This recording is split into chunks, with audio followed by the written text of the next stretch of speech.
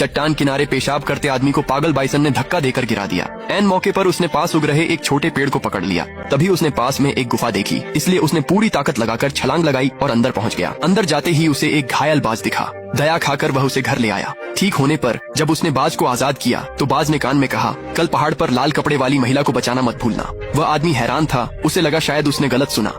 अगले दिन लकड़ी काटते हुए उसने लाल कपड़ों में एक महिला को पहाड़ी से गिरते देखा।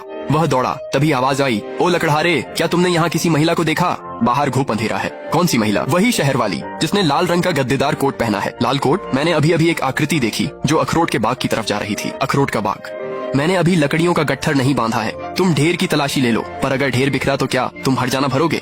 चलो अखरोट के बाग की तरफ। वह खरगोश सी भागती है, पकड़ते ही टांगे तोड़ दूंगा। बाहर आओ। वे गए। शुक्रिया, बहुत शुक्रिया। तुम यहाँ की रहने वाली नहीं लगती। तुम इन लोगों के चक्कर में कैसे फंस गई? वे मुझे नौकरी का झूठा झांसा देकर यहाँ ले आए थे। वे तुम्हें यहाँ किस लिए लाए थे? मेरी शादी 60 साल के एक आदमी से कराने के लिए। उन कमीनों ने मुझे लकड़ी के एक शेड में बंद कर दिया था। न खाना दिया न पानी। मैं आधी रात के बाद ही बाहर निकल पाई। डरो मत, सुबह होते ही मैं तुम्हें पहाड़ से नीचे ले जाऊंगा। मुझे तुमसे एक और मदद चाहिए। मेरे पास एक पैसा भी नहीं है, मैं बस का टिकट भी नहीं खरीद सकती। क्या तुम मुझे कुछ पैसे उधार दे सकते हो? 500। मैंने इसे इधर उधर से जोड़ तोड़ कर इकट्ठा किया है। मेरे पास बस इतना ही है। ये बच्चों के स्कूल के लिए है। नहीं, मैं ये नहीं ले सकती। इसे ले लो। मैं ये नहीं ले सकती। जिंदगी या स्कूल, क्या ज्यादा जरूरी है? स्कूल अगले साल भी हो सकता है। अगर उन्होंने तुम्हें पकड़ लिया तो तुम्हारी जिंदगी खत्म हो जाएगी। मैं रो मत, खाना खा लो ताकि तुम निकल सको। मैं तुम्हें पैसे वापस कैसे चुकाऊंगी? पैसे वापस करने की बात भूल जाओ। जब कोई घर से दूर होता है तो हर किसी का बुरा वक्त आता है। बस इंतजार करो, मेरी बात मानो। घर पहुंचते ही मैं तुम्हें 2 गुने पैसे भेज दूंगी। पहले घर पहुंचकर परिवार को अपनी सुरक्षा की खबर दे देना, ठीक है? ये क्या है? ये वह निशानी है जो मेरी दादी ने मेरे लिए छोड़ी थी। इसे गिरवी के तौर पर रख लो। ये बहुत कीमती है, मैं इसे नहीं ले सकती। तुम्हें लेना ही होगा। अगर तुम नहीं लोगी तो मैं पैसे नहीं ले सकती। छेद के अंदर कुछ लिखा है। मेरी दादी ने इसे उकेरा था। लैंडलिन, सुरक्षित रहना। लैंडलिन मेरे बचपन का उपनाम है। मैं वापस आऊंगी और इसे छुड़ा लूंगी। तुम जरूर आओगी। इसे सुरक्षित रखना। इस सड़क पर चलते हुए दोराहे तक जाओ, फिर बाएं मुड़ जाना। पीछे मुड़कर मत देखना। शहर पहुंचने तक चलते रहना। दोराहे पर बाएं जाना। दाएं मुड़ने पर तुम उनके गांव पहुंच जाओगी। तुमने मुझे सिर्फ रास्ता नहीं दिखाया, तुमने मेरी जान बचाई है। जाओ, बस छूट जाएगी। नाम क्या है? मैं वापस आऊंगी, तुम्हारा कर्ज चुका दूंगी। भाई, क्या तुम्हें ट्यूशन के पैसे मिल गए? टीचर फिर से पूछ रहे हैं। भाई, टीचर ने कहा है कि अगर मैंने 3 दिनों में पैसे नहीं दिए तो मुझे निकाल दिया जाएगा। प्लीज कुछ सोचो। तुमने तो कहा था कि तुम्हें कल पैसे मिल गए थे, है ना? हाँ, मैं एक लड़की से मिला जिसका पीछा हो रहा था। उसके पास पैसे नहीं थे। मदद न करता तो वो मर जाती, पर वो मेरी ट्यूशन फीस थी। मुझे माफ कर दो, लेकिन उस वक्त उसकी जान ज्यादा जरूरी थी। तुमने बिल्कुल सही किया। क्या इसका मतलब मैं स्कूल नहीं जा पाऊंगी? तुम जाओगी, चाहे मुझे सब कुछ बेचना पड़े ढे। मैं तुम्हें स्कूल जरूर भेजूंगा। सुना तुमने? सब कुछ चेंजिंग सॉन्ग। तुम्हें क्या लगता है तुम्हारे पुराने बर्तनों की क्या कीमत होगी? तुम खुद इतने गरीब हो और फिर भी मसीहा बन रहे हो। वो 500 तो गए और अब शायद तुम्हारी बहन स्कूल भी नहीं जा पाएगी। हाँ, 3000 कोई छोटी रकम नहीं है। मुझे इतनी ज्यादा की जरूरत नहीं है। 800 काफी है।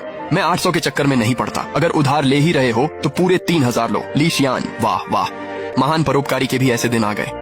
तुम एक अजनबी को बचाने के लिए 500 खर्च कर देते हो और फिर परिवार से उधार मांगने आ जाते हो। क्या फायदा? तुम उधार दे रहे हो या नहीं? बिल्कुल, हम परिवार हैं। मैं कैसे मना कर सकता हूँ? सालाना 15% ब्याज। इसे लिखित में दो। ये हिस्सा खाली क्यों है? वहाँ हम ब्याज लिखेंगे। नियम तो नियम होते हैं। क्या तुम्हें यह मंजूर नहीं है? तो फिर अपना अंगूठा मत लगाओ। मेरी बहन की पढ़ाई मेरे लिए सबसे अहम है। तुम काफी सख्त हो रहे हो। अब हमारे परिवार जुड़ गए हैं। अपना ख्याल रखना मिस्टर परोपकारी। मिस, मैं तुम्हारे लिए यह जेड पेंडेंट अपने पास रख लेता हूँ जब तक तुम सुरक्षित घर पहुँच जाओ। बस यही मायने रखता है। सुनो, याद रखना, 12वें चंद्र महीने में उससे ब्याज की पहली किस्त वसूल लेना। वाह, एक सेंटाना। ये तो मेयर की गाड़ी से भी नहीं है। मिस, हाँ यही है। पीछे पहाड़, सामने झील और गांव के प्रवेश द्वार पर बड़ा सा पैरासोल का पेड़। मुझे 10 साल बाद भी यह याद है। कोई गलती नहीं है। सूचना, एक मददगार की तलाश। 1992 की सर्दियों में बैक हिल्स में मुझे बचाने वाले व्यक्ति की तलाश है। बाकी क्या लिखा है नीचे का पढ़ो। जो कोई भी सुराग देगा उसे अच्छा इनाम दिया जाएगा।